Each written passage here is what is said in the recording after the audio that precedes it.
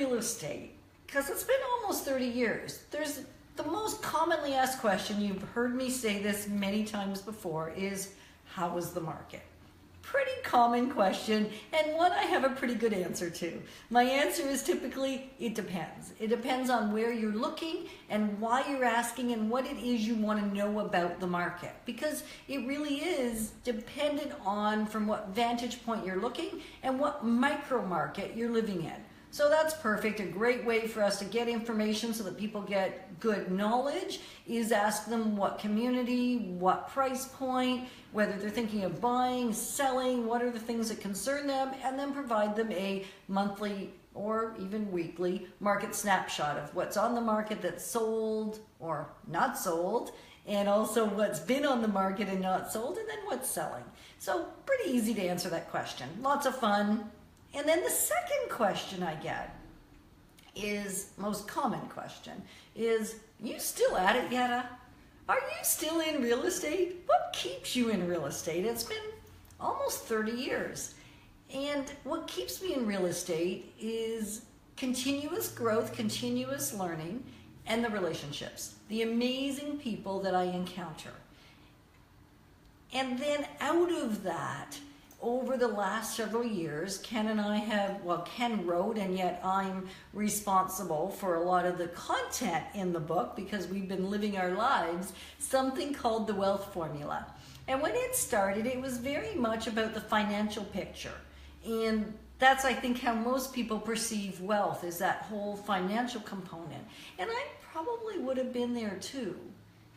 And yet, because we've been living it and learning every day and experiencing the information every day and running, well, not quite monthly workshops, however, significant number of workshops, sometimes 2 a month, on topics related to wealth formula and finances for the last 12, 13 years. Lots of information's been gained and given and received for us. We've tapped into the brilliance in the minds of the people in the room. It's been incredible. And what's been birthed out of that now is something called the complete wealth formula. Because what we've discovered through the years is that the financial aspect of wealth is just one small component. Have you ever noticed that? That even if you have lots of finances, lots of riches, lots of monetary money, that hasn't necessarily created fulfillment for you, that isn't necessarily given you everything you wanted in life.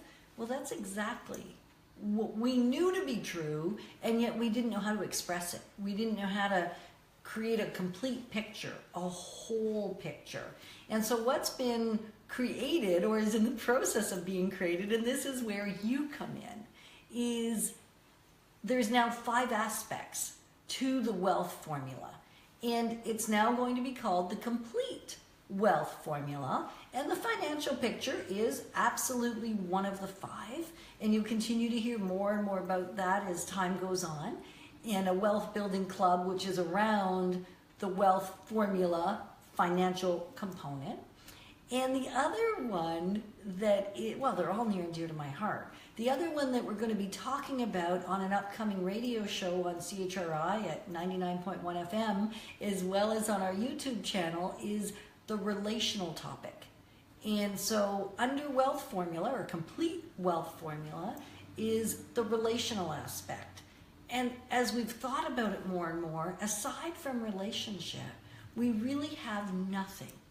Haven't you found that? That whether it's relationship with the very piece of furniture you sit on, it's holding my weight, which is awesome. I've watched people sitting on a chair that didn't hold their weight anymore and they go crashing to the ground. Not fun. Although, I don't know if you're like me, it sometimes causes you to laugh even though it's just so not funny when somebody's getting hurt. So I'm not going to do hysterical laughter right now at the thought of the last person I saw hit the ground. Fortunately, they didn't get hurt. So it was maybe not as humiliating that I would laugh at somebody that was falling. And then the other aspect of that whole relational piece is the relationship we have with ourselves, and then the relationship we have with our Creator, and the relationship we have with others. And I'm sure there's other ways we could tie relationship into all aspects of our lives. And so specifically in real estate, there is a very what's the right word?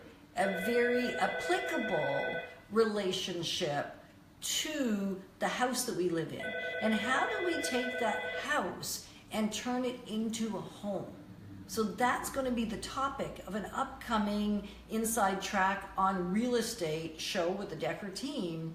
And so if you have any ideas, I would love to hear your comments either right now as on Facebook Live, or comment, private message me if you believe you've got an insight into the whole relationship aspect and how that causes you to make a house a home. So I'll give you one little example, because I've been thinking about this for months, actually probably years. And when I think about connection, well, the connections within people in my life is vital. How deeply do we connect? How meaningfully do we connect? It's all about relationship. And in context to our home, is my home set up in such a way that it facilitates that connection? Or is it difficult? So a simple example in our house is we have a fireplace. We have a fireplace in the office as well. And the one in the office actually allows us to deepen relationship more than the one in our home. I'm sure you're thinking, what? They're both cozy, they're both warm, they're both comfortable. The difference is one of them is radiant heat, meaning the heat just comes off and you don't hear a fan at all. There's zero noise. And the other one at home has actually what Ken would call a highly annoying, irritating sound to the fan. And so to be able to have deep connection actually is hindered by just the fan in our fireplace. I mean, so it's much harder in relation to making a house a home and having deep connection in that home when there's lots of noise going on. Just like that ringing phone. I don't know if you've been hearing it. It is one of those days in my real estate world where I am receiving multiple offers on this great property we just brought to market, and I'm anticipating 5, 6, 7, maybe more offers, and the agents are now causing the phone to ring off the hook.